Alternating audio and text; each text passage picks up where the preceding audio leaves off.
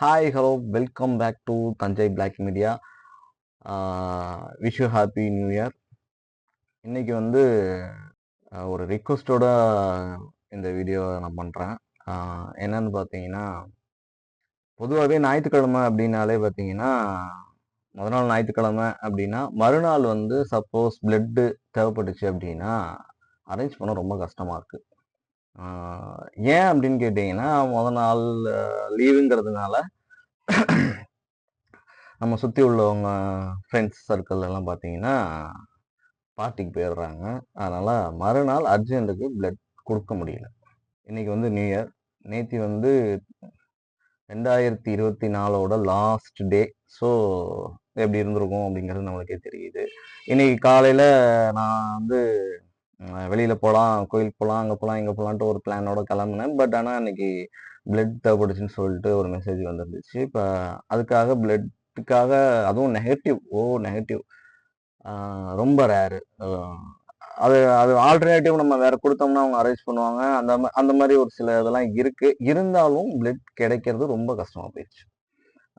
Ready பண்ண ரொம்ப கஷ்டமா இருக்கு இந்த மாதிரி டயத்துல. நான் என்ன சொல்ல வரேன்னா, பணம் சண்டே நியூ இயர் செலிப்ரேஷன் இந்த மாதிரி இல்லாம என்னைக்கு லீவா இருந்தாலும் சரி, நீங்க வந்து மேக்சிமம் ஒரு ஒரு 6 மணிக்குள்ள அந்த என்ஜாய்மெண்ட் எல்லாம் முடிச்சிட்டீங்க அப்படின்னா, நைட்டு நல்லா ரிலாக்ஸா இருந்தீங்கன்னா, காலையில ஒரு 11 மணி அந்த ரேஞ்சுக்கு நீங்க வந்து பிளட் கொடுக்கலாம். ஒரு 8 ஹவர்ஸ் தாண்டி நீங்க கொடுக்கலாம் அப்படின்னு சொல்றாங்க. முதல் நாள் டிக்ஸ் பண்ணியிருந்தாலும் அந்த 8 ஹவர்ஸ் வரைக்கும், அந்த 8 ஹவர்ஸ் தாண்டி நீங்க கொடுக்குற வரைக்கும் இருந்தா கூட பரவாயில்ல. ஏன்னா நான் பேசின வரைக்கும் எல்லாம் 3 மணி ஆயிருச்சு, 4 மணி ஆயிருச்சு, இன்னும் எனக்கு வந்து இன்னும் கேரியா இருக்கு அப்படின்னு அந்த அந்த மாதிரிலாம் சொல்ல போகும்போது, பிளட் டொனேட் பண்ற ஆளுங்களே இப்படி பண்ண போகும்போது, புதுசா கொடுக்குறவங்க எப்படி அவ்வளவு சீக்கிரம் டக்குன்னுலாம் வந்து அர்ஜென்ட்டுக்கு நம்ம போயிட்டு பிடிச்சி இழுத்துட்டு வந்துட முடியாது. ஆல்ரெடி பிளட் கொடுத்து பழக்கப்பட்டவங்கள தான் நம்ம ஈஸியாக அப்ரோச் பண்ண முடியும். அந்த மாதிரி ஒரு குரூப் இருக்கும், அங்கங்கே இருக்கும். நான் வந்து அடிக்கடி கொடுக்குறேன்னா என்னைய மாதிரியே வந்து இன்னொரு 4 பேர் இருப்பாங்க எனக்கு பின்னாடி. இந்த மாதிரிலாம் ஒரு குரூப் ஃபார்ம் பண்ணியிருப்பாங்க. அந்த ஆளுங்களையே பிடிக்கிறது ரொம்ப கஷ்டமா போயிருது. ஸோ என்ஜாய்மெண்ட்லாம் கண்டிப்பாக வேணும் தான், நான் இல்லைன்னு சொல்ல வரல. அது வந்து மேக்சிமம் நீங்கள் வந்து லேட் நைட் கொண்டு போகாமல் ஒரு 7 மணிக்கு முன்னாடியே நீங்கள் வந்து என்ஜாய்மெண்ட்டை முடிஞ்சிட்டு அதுக்கப்புறம் நல்லா ரெஸ்ட் எடுத்துட்டு அதுக்கப்புறமா வந்து ஒரு மார்னிங் வந்து ஒரு 11 o'clockலாம் தாராளமாக நீங்கள் வந்து பிளட் கொடுக்கலாம், ஒரு 8 ஹவர்ஸ் ஆனதுக்கு அப்புறம் அப்படின்னு இன்னைக்கு அந்த நர்ஸ் சொன்னாங்க. அதனால நான் சொல்கிறேன். அதே போல் பிளட் கொடுக்கறதுனால நம்மளுக்கும் நிறையா நல்லது இருக்குது. முதல்ல வந்து புதுசாக கொடுக்க வர்றவங்களுக்கு வந்து நிறைய பயங்கள்லாம் இருக்குது. நானே வீக்காக இருக்கேன், நான் எப்படி கொடுக்கறது அப்படிங்கிறாங்க. அப்படிலாம் கிடையாது. பிளட் கொடுக்கறதுனால உங்கள் இதயத்துக்கு வந்து ரொம்ப நல்லது. ஹார்ட் அட்டாக் வராது. அப்புறம் வந்து லிவரு, கல்லீரல் இதுக்கெல்லாம் வந்து ரொம்ப நல்லது. அந்த அயன் சத்து வந்து அதிகமானுச்சுன்னா வந்து இதயத்துக்கு வந்து பிரச்சனைன்னு சொல்லுவாங்க. அதனால அந்த அயன் சத்து வந்து இந்த பிளட் நம்ம வந்து கொடுக்கறதுனால நம்மளுக்கு வந்து எப்படி சொல்றது, ரீப்ரொடியூஸ் ஆகும் உங்களுக்கு. அதனால வந்து ரொம்ப நல்லது உங்களுக்கு. குடல் கேன்சர் வந்து வராது. வருஷத்துக்கு ஒரு தடையாவது பிளட் கொடுக்கறது ரொம்ப நல்லது. அதனால வந்து பிளட் கொடுக்கறது வந்து அடுத்தவங்களுக்காக மட்டும் இல்லை, நம்மளுக்காகவும் தான். அதனால பிளட் கொடுக்க பழகுங்க, பயப்படாதீங்க. புதுசா கொடுக்குறவங்களுக்கு நான் சொல்ல வரேன்.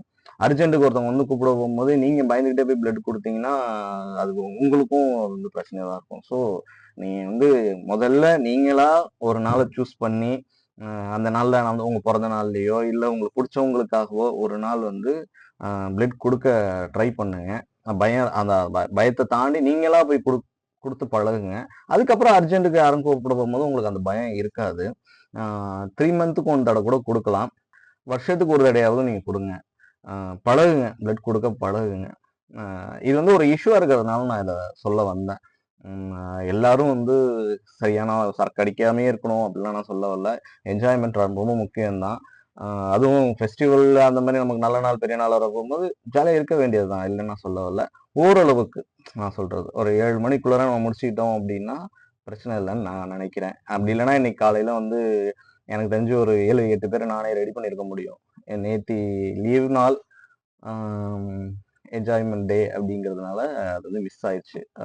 இது வந்து ஏற்கனவே ஒரு 4 மாசத்துக்கு முன்னாடி இதே மாதிரி ஒரு இஷ்யூ வந்துச்சு. நாங்கள் அப்போ கூட பேசி சிரிச்சிட்டு இருந்தோம்.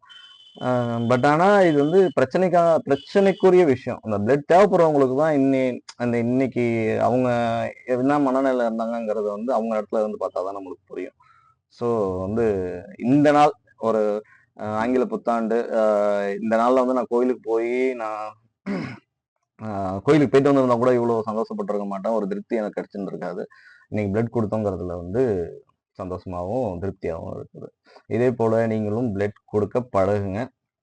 ஆ திரும்பவும் இனிய ஆங்கில புத்தாண்டு நல்வாழ்த்துக்கள்.